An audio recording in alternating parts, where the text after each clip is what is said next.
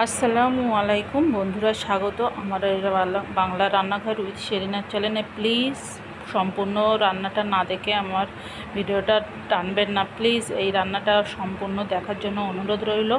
আর আমার চ্যানেলটাকে সাবস্ক্রাইব করে শেয়ার করে কমেন্ট করবেন প্লিজ আপনাদের কাছে। আর দেখুন, আমি আজকে কি বলুন তো, এটা বরবটি। আজকে আমি বরবটি রান্না করব। তা বরবটিটা আমি কিভাবে রান্না করি, এইভাবে রান্না করলে আপনাদের একদম হাত চেটেপুটে খেতে হবে, খুব ভালো লাগবে। এই সিম্পলভাবে বরবটি রান্নাটা আর অল্প তেলে এই রান্নাটা কিন্তু খুব ভালো লাগে। অনেকের বরবটি গন্ধ লাগে, কিন্তু এইভাবে রান্না করলে একদমই গন্ধ লাগবে না। আর রান্নাটা এত সুন্দর হবে, কি বলবো আপনাদের, খুব ভালো হবে। তা দেখুন, এই রান্নাটা আমি দেখতে থাকুন। আমি খুব অল্প তেল দিয়েছি, দেওয়ার পরে পেঁয়াজ আর ঝাল একসঙ্গে আমি দেব। পেঁয়াজ ঝালটা একসঙ্গে দিলে ঝালের একটা সুন্দর ফ্লেভার আসে তেলের ভিতর থেকে, আর এই ফ্লেভারটাই ভালো লাগে আর কি, রান্নাটা ভালো লাগে। আমি খুব সামান্য অল্প পরিমাণে একটু আদা রসুন দিয়ে দিয়েছি, যেহেতু বরবটির তরকারি, তো বরবটিতে যেন একটু সামান্য আদা রসুন না দিলে গন্ধটা কাটে না। এবারে আমি পেঁয়াজটা হালকা ভেজে নিয়ে আমি বরবটিটা দিয়ে দিলাম। আমি এখন এইভাবে যত সময় বরবটিতে একটা পানি আছে, এই পানিটা যত সময় না মরবে তত সময় আমি এইভাবে ঢাকা দিয়ে দিয়ে কষবো। যখন বরবটির পুরো পানিটা মরে যাবে, আমি অল্প করে একটু পানি দিয়ে ফের যত সময় না বরবটি গলবে তত সময় কষে নিয়ে তারপরে ঝোল দিয়ে আমি মেন কথা হচ্ছে বরবটিটা মাছ দিয়ে দেবো।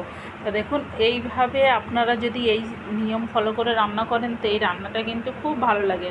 তা প্লিজ, আমি রান্না কারো শেখাচ্ছি না, কিন্তু এইভাবে রান্না করে খেয়ে দেখবেন। আমাদের এই রান্নাটা সব সময় তো সব রকমভাবে রান্না হয় না, এক এক সময় এক এক রকম, যতই যে বাড়িতেই থাকেন না কেন, কিন্তু বাড়ি একই রকমভাবে রান্না সবারই হয় না।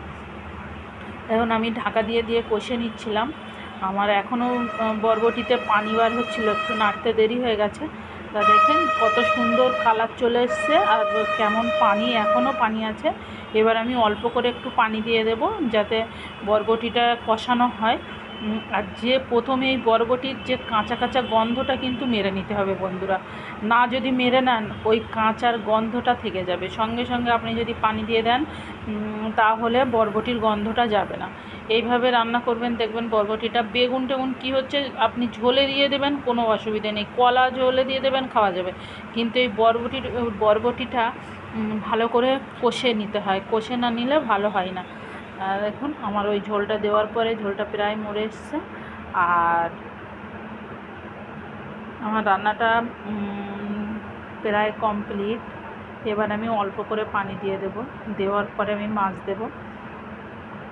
বরবটি পুরো গলে গেছে। এবার আমি মাছ দিয়ে হালকা আঁচে আমি আরও 10 মিনিট ঢাকা দিয়ে রাখবো। দেখুন বন্ধুরা, আমার রান্নাটা হয়ে গেছে। আল্লাহ হাফেজ।